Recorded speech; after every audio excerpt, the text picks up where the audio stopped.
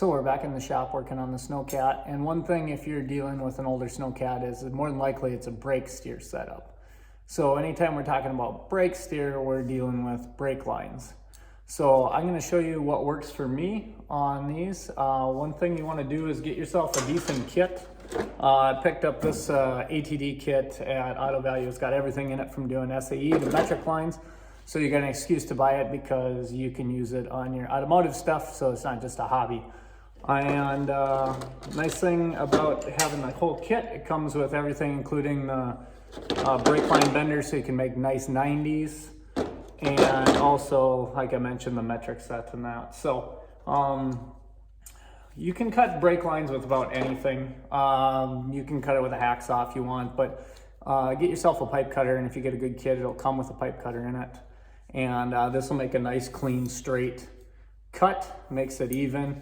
And then there's a little bevel in the inside, and that is for cleaning the pipes out. So go ahead and, once you cut that off, ream the inside of that, getting all the burrs and that from cutting it. Plus, there's also a, when you do cut it with a pipe, it kind of flanges it in just a touch.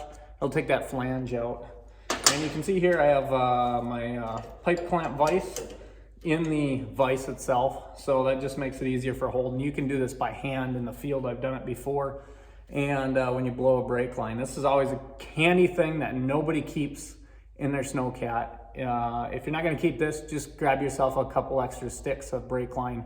They're cheap insurance, $5 to $10 if you get the really nice flex stuff or the cheap steel lines. And we'll get at it. I'll show you kind of what works. First off, go ahead and put her in the clamp, find your appropriate size.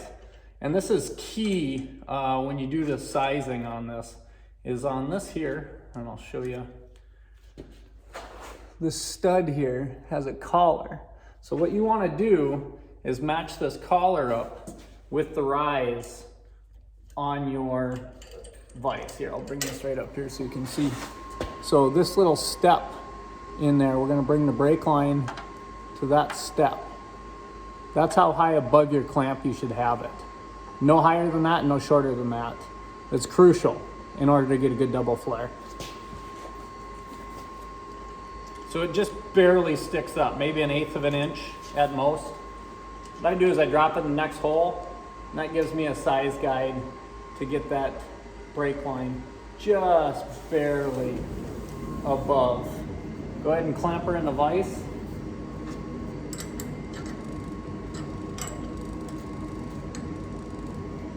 Getting it tight.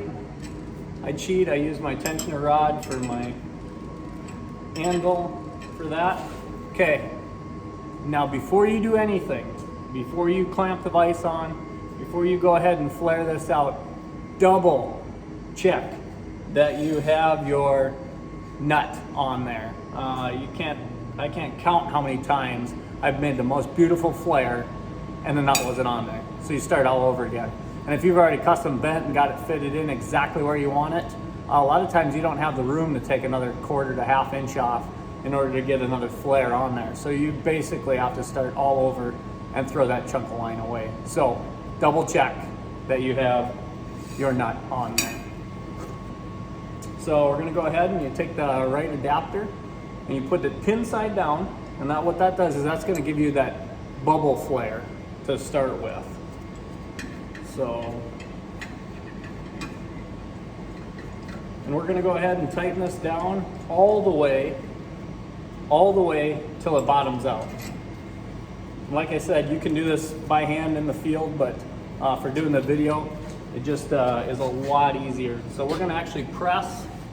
I'll grab it. Okay, see, we're gonna push this down all the way until that clamps down flush on there. Sorry for all the movement here. And once that gets on nice and flushly seated, we're gonna go ahead and back this off.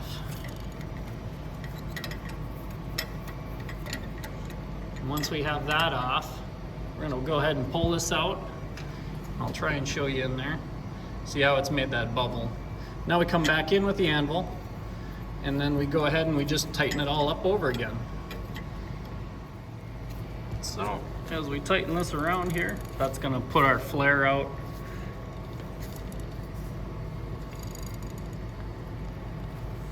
And we're gonna go till it gets tension enough to stop. You don't wanna reef it all the way out and make a big, ugly, wide flare. Then we're gonna back that off.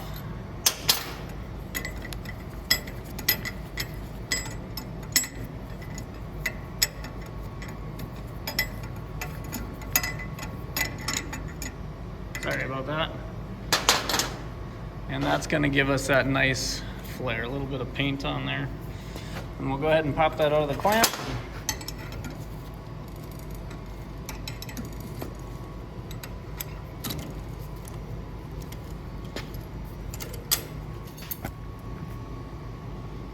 But that's gonna give us that nice flare.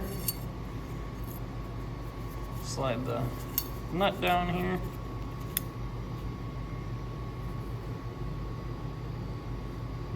And that seats on there. Get a little distortion from the paint in there. But that seats in there really good, gives us that nice double flare. And then the next thing you do, another important thing, take an air hose or blow on it and blow that any kind of metal filings or anything that you have out so it's clean. So hope this helps, and we'll get back to putting everything on the SnowCat.